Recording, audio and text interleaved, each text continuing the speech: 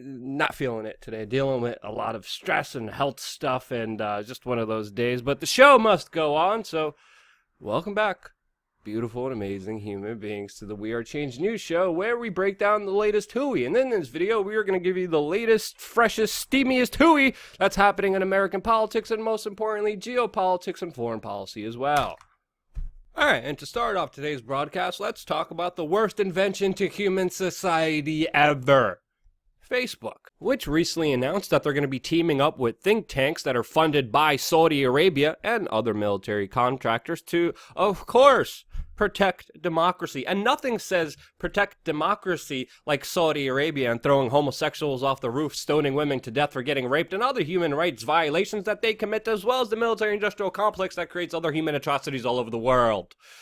And these organizations will assist Facebook in suppressing what they decide is disinformation, aka people like me and others who expose their hooey. So you could say ripperoni to any critical thinking on Facebook, which very few is left anyway. And of course, the think tank that I'm talking about is the Atlantic Council. And there's no way this group that is funded by Saudi Arabia, Western governments, NATO, oil and weapons companies will ever have any clear bias at all. And of course, all this is happening as right now Mark Zuckerberg is meeting with leaders of the European Union to talk about regulations and to address Facebook's Cambridge Analytica scandal, which European leaders are warning is only the tip of the iceberg when it comes to data scandals, which Facebook is not really shy of, since, you know, they also do psychological programs on unsuspecting users and data mine your information and sell it to the highest bidder. And according to a new report coming from the United Kingdom, even if you do not have Facebook,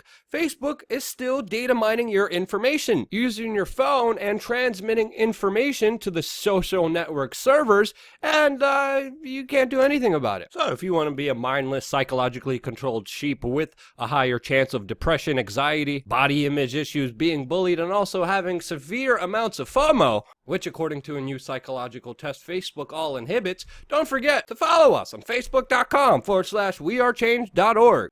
Smashy the likey button. Also make sure to follow us, where we're going to be talking about the Atlantic Council and getting kicked off the platform soon. Yeah. Do you see the dilemma that we have to deal with here?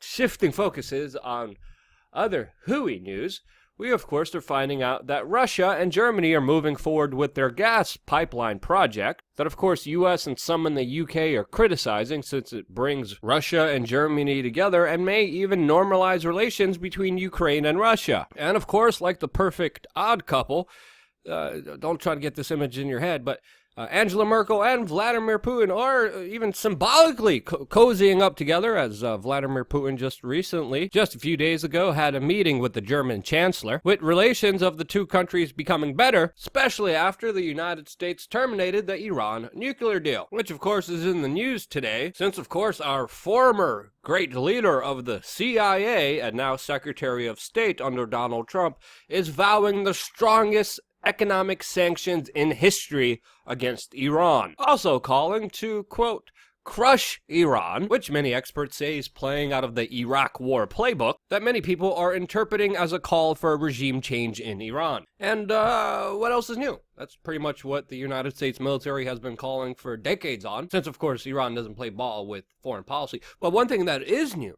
is that finally the United States government came out and told everyone their list of demands for an Iran nuclear deal. And far-reaching is one way to describe them. Now, some of the demands make sense, like releasing some of the U.S. citizens that are being detained in that country. Some of the initial demands were already in the original Iran nuclear deal. But the other ones are just completely stupid and counterintuitive, to say it lightly. Like specifically saying that Iran must cut military support for the Houthi militia in Yemen, who, by the way, the Houthis are the ones fighting Al-Qaeda in that region that Saudi Arabia is helping by bombing the Houthis. They also want Iran to withdraw all forces from Syria, which, by the way, they're fighting mainly radical Islamic terrorists and ISIS in. They also called for the ending of support of Hezbollah, Hamas, and Palestine forces, and at the same time stopping all, quote, threatening behavior against its neighbors, mainly Israel and Saudi Arabia, which historically have been very aggressive against Iran. And looking at this thing objectively, these new demands primarily benefit Saudi Arabia and Israel, while at the same time emboldening the terrorists that go to the West and usually use truck bombs or bomb innocent people here. So yeah, nothing really here that makes America great again. But what about QAnon and all the underwater monopoly Donald Trump is playing? Yeah, that's not happening. Moving on. Some have even characterized the list of demands as a declaration of war more than a path to, quote, peace, describing it as the United States has effectively called for Iran to surrender all of its interests without explaining what will happen next if they don't. The Iranians are responding by saying, no, they won't meet this list of demands. And an Iranian commander came out saying that, quote, the United States is the world's top criminal with regards to missiles, in response to one of the demands by Pompeo that wants Iran to stop production of ballistic missiles. And the United States is the largest exporters of weapons all around the world.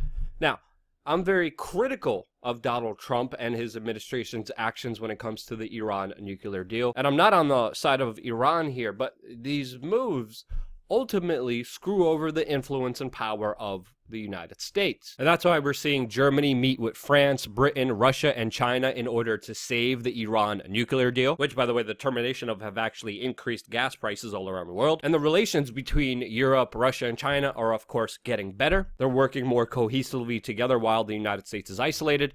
But hey, at least we have Saudi Arabia with us, a country that we found out today has arrested Saudi women's driving activist on the charge of treason and espionage-related charges for supposedly running a spy cell, which will most likely end in their execution. So yeah, the United States at least has Saudi Arabia, which is so stupid. And we're finding out that, of course, there's some backwards wheeling and dealing with Saudi crown princes, Jared Kushner, and, of course, the Trump administration, which Robert Mueller is looking into and had Donald Trump freaking out just a few days ago, especially on Twitter. And, oh, yeah, we also have Israel, which is also preparing for a war with Hezbollah in Lebanon. That's definitely going to work out great for Middle East peace relations. And what do you expect with Donald Trump, supposed 4D underwater monopoly player, surrounding himself with people like John Bolton, who has caused the murder and suffering of millions of people from the last pointless war that he got the United States into, as Trump's expert and trusted advisor on the National Security Council, which even the South Koreans described him as a landmine, pointing blame towards John Bolton for compromising the peace talks that were supposed to happen between South and North Korea recently, which Donald Trump is blaming on China and is even calling to cancel the face-to-face meeting with Kim Jong-un. But we have also seen duplicitous statement from Donald Trump, and personally I do think this meeting will happen, which I think will be very symbolic, and other than that, nothing else. Another great human being that Donald Trump has chosen to surround himself with is, of course, former mayor of New York City, Rudolph Giuliani, who we're finding out today actually won a deal for OxyContin to make sure that they could continue the sales of their drug, even though we're dealing with an opioid crisis. Even though the U.S. government secured a criminal conviction for the producers of OxyContin, the sales of which are still going up and will still continue to be bought here in the United States because of cross-dressing Rudy. And what do you expect with Donald Trump's pick for Secretary of Veterans being known for handing out sleeping pills and stimulants to White House staff like it was candy? And if you have ever infiltrated small political circles or just even the media, you pretty much find out that a majority of these people are usually on some weird pharma drugs, usually abusing them to avoid their problems and have severe psychological disorders. And thank you, of course, to the police forces who prevent natural remedies, the doctors out there, and of course the politicians that have brought us to this pharma state and opioid crisis that the world is dealing with now, especially here in the United States. That, of course, has killed more Americans in 2016 than the Vietnam War. And now, of course, in other really horrible political picks news, we have the worst politician in human history's existence, Hillary Clinton, which just a few days ago at the DNC's Women Forum declared that the Democrats stand for truth, evidence, and, quote, facts. Which, if you read the WikiLeaks email, It's not really the case. She also stands accused by many as being behind the assassination of former DNC staffer Seth Rich, who many believe to be the WikiLeaks source for the Hillary Clinton emails that Julian Assange released. And the public found out yesterday through FEC records that the DNC did issue checks to an FBI contractor and private security firm CrowdStrike a day after the murder of Seth Rich, receiving almost $100,000 from the DNC, which personally I think should be looked into and investigated. But don't forget, truth, evidence, and facts is what the DNC stands for, even though the death of Seth Rich has many unanswered questions and anomalies to its official story. And lastly, in other news that will get suppressed, censored, or people won't just care about because it doesn't have Stormy Daniels in it, 9 people were also killed in India by the police that opened fire on them for protesting the pollution that is spewed into their environment from a local copper smelter company. And I was in India before, especially during their economic collapse, and yeah, the pollution's unbearable there. But the state, has to state. So yeah, that's it. That's our news broadcast today. I definitely want to thank the few and considerate people who actually go to wearechange.org/donate and keep us running fully independent and free, keeping me up and running and not dying from the plague. Seriously, you guys are the main driving force of this. And sincerely, thank you, because I wouldn't be here if it wasn't for you. And of course, we have a major trip coming up to Turin, Italy, where we will be covering the 2018 Bilderberg meeting on the ground, and most likely, as we dealt with before covering this event, have to deal with police following us around, storming our hotel room, falsely arresting us, putting us in jail, and using other intimidation techniques to stop our reporting on the ground, which of course won't work anyway. Especially since the mainstream media doesn't like to talk about some of the most influential, powerful people meeting in secret. But hey, you guys get to watch the poop show here on youtube.com/wearechange, where we most likely will be going live and dealing with some kind of issue. But yeah, so stay tuned. Thank you again so much for watching. Yeah.